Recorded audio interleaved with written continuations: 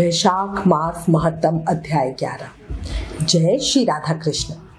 वैशाख मास में स्नान, दान, तप, होम और उपवास करने से भयानक पापों का नाश होता है, मन की इच्छाएं पूरी होती है और उत्तम गति मिलती है।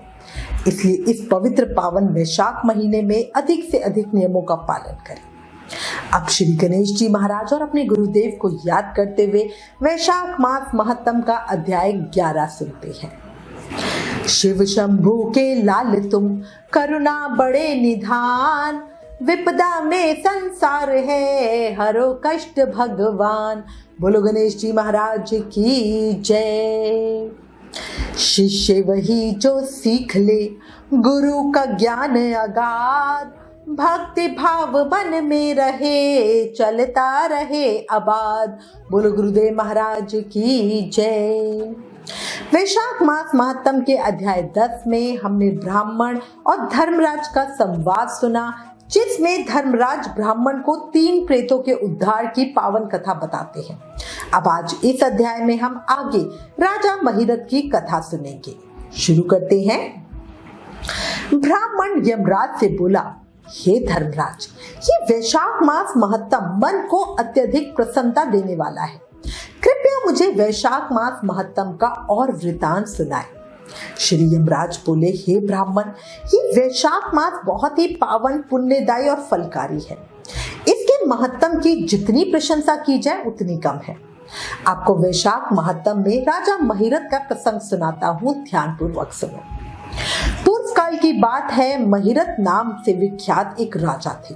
उन्हें अपने पूर्व जन्म के पुण्यों के फलस्वरूप बहुत ऐश्वर्य और संपत्ति प्राप्त हुई, परंतु राजा राज्य का सारा भार मंत्री पर रखकर स्वयं काम वासना का सुख भोगने में लगा रहता था। वो राजा ना प्रजा को देखता था, ना राज्य को और ना ही धन को, ना ही कोई धर्म का कार्य करता था। बस मन, वाणी और कर्म से पूरी तरह भोग विलास में लगा रहता था। उन राजा के पुरोहित का नाम कश्यप ऋषि था।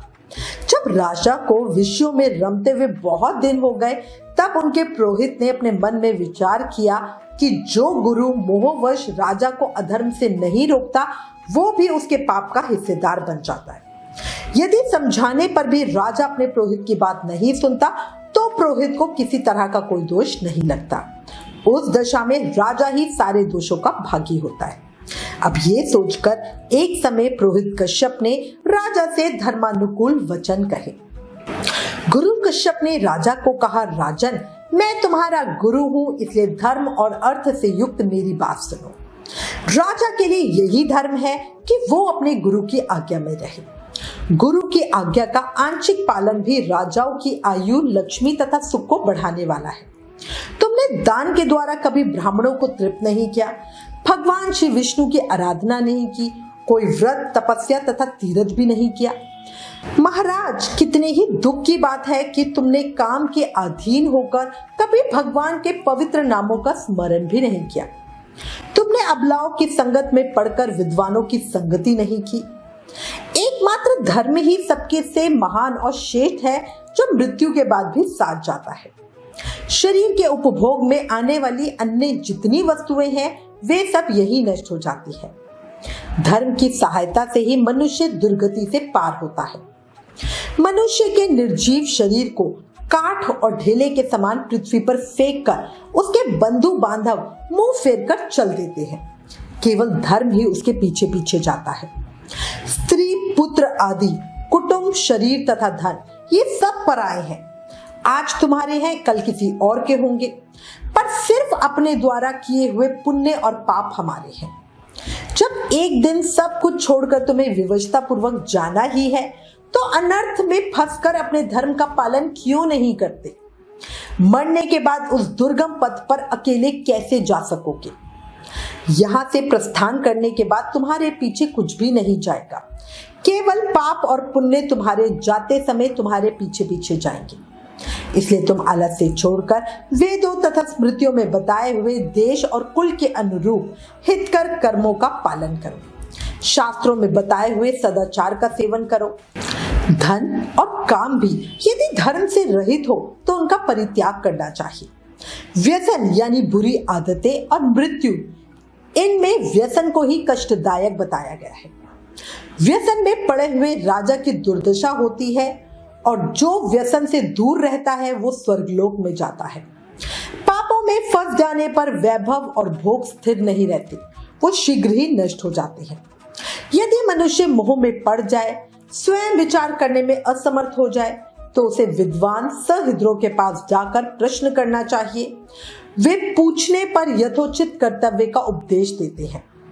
कल्याण की इच्छा रखने वाले को हर उपाय से काम और क्रोध को वश में करना चाहिए, क्योंकि वे दोनों मनुष्य का कभी कल्याण नहीं होने देते। राजन, काम बड़ा बलवान है, वो शरीर के भीतर रहने वाला महान शत्रु है।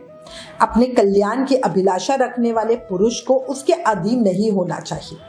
अतः विधि पूर्वक पालन किया हुआ धर्म ही सबसे श्रेष्ठ है।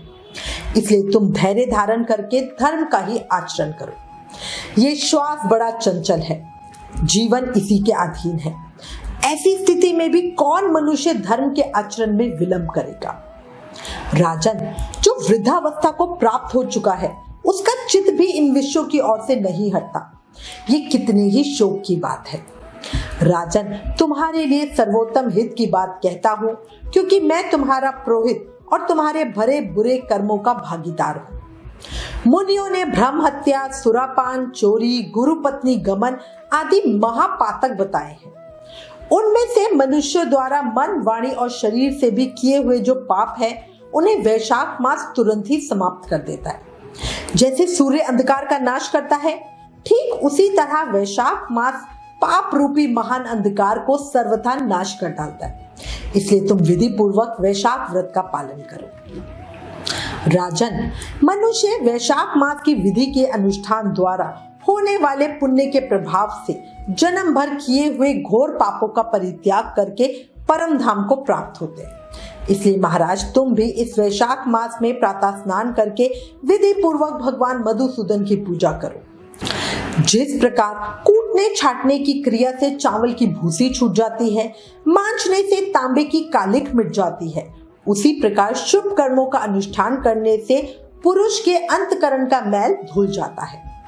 राजा ने कहा, हे गुरुदेव, आपने मुझे धर्म की बात बताकर अपनी वाणी से अमृत पिलाया है। ये अमृत सिर्फ आप जैसे महागुरुजन के श्रीमुख से ही मिलता है। आपके वचन इस संसार रूपी रोग और दुर्वसनों से मुक्ति कराने वाली औषधि है।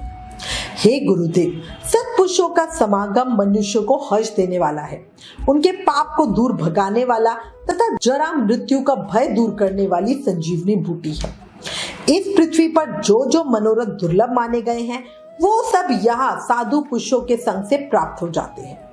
जो पापों का अपहरण करने वाले सत्संग की गंगा में स्नान कर चुके हैं, उन्हें दान, तीर्थ, सेवन, तपस्या तथा यज्ञ करने की क्या ही जरूरत है।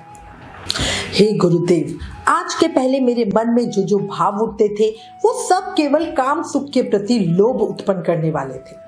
पर आज आपके दर्शन से तथा वचन सुनने से उनमें विपरीत भाव आ गया है। मूर्ख मनुष्य एक जन्म के सुख के लिए हजारों जन्मों का सुख नष्ट करता है, और विद्वान पुरुष एक जन्म से हजारों जन्म बना लेते हैं। कितने खेद की बात है कि मैंने अपने मन को सदा काम के सुख में ही फंसाए रखा और इसी कारण से अभी तक कुछ भी आत्म कल्याण का कार्य नहीं किया। हाय, मेरे मन में एक कैसा मोह है जिससे मैंने स्त्रियों के फेर में पड़कर अपनी आत्मा को घोर विपत्ति में डाल दिया, जिसका भविष्य अत्यंत दुखमय है तथा जिसे पार पाना बहुत कठिन है। हे गुरुदेव, आपने अपनी वाणी से आज मुझे मेरी स्थिति का बोध करा दिया। आप उपदेश देकर मेरा उद्धार कीजिए। पूर्व जन्म में मैंने कोई पुण्य अवश्य किया था जिससे आपने मुझे ये बोध करवाया। आपके चरणों की धूलि से आज मैं पवित्र हो गया। हे गुरुदेव, अब आप मुझे वैशाख मास की विधि बताइए। राजा की बात सुनकर गुरु कश्यप जी बोले, राजन, बुद्धिमान पुरुष को चाहिए कि वो बिना पूछे अथवा अन्याय पूर्वक पूछने पर किसी को उपदेश ना दे। लोक में जानते हुए भी जड़वत अनजान की भांति आचरण करे, परंतु विद्वानों, शिष्यों तथा श्रद्धालु पुरुषों को उनके हित की बात कृपा पूर्वक बिना पूछे भी बतानी चाहिए। राजन, इस समय तुम्हारा मन धर्म में स्थित हुआ है, इसलिए तुम्हें वैशाख स्नान के उत्तम व्रत का पालन कराऊंगा। तदंतर पुरोहित कश्यप ने राजा महिरथ से वैशाख मास में स्नान, दान तथा पूजन कराया। शास्त्रों में वैशाख स्नान की जैसी विधि उन्होंने देखी थी, उसका पूरा पालन उन्होंने राजा महिरथ से कराया और राजा महिरथ ने भी गुरु की प्रेरणा से उस समय विधि पूर्वक सब नियमों का पालन किया तथा माधव मास का जो विधान उन्होंने बताया वो सब आदर पूर्वक सुना। उन नृपश्रेष्ठ ने प्रातःकाल स्नान करके भक्ति भाव के साथ पाद और अर्घ आदि देकर श्रीहरि का पूजन किया तथा नैवेद्य भोग लगाया। वैशाख मास महत्तम अध्याय 11 समाप्त। कल अध्याय 12 में आगे की कथा सुनेंगे। देखो, इस अध्याय में कश्यप ऋषि ने स्वयं बताया है कि शरीर को जितने भी विषय भोगों में लगा लो उसकी कभी तृप्ति नहीं होती। सिर्फ धर्म और कर्म ही हमारी रक्षा कर सकते हैं। धर्म भी उसकी ही रक्षा करता है जो धर्म की रक्षा करता है। मानव जीवन मिलना बहुत मुश्किल है। अगर हमें मानव जीवन मिला है, उस पर ठाकुर जी की कृपा भी मिली है, तभी तो देखो हम ये कथा को सुन पा रहे हैं, कह पा रहे हैं।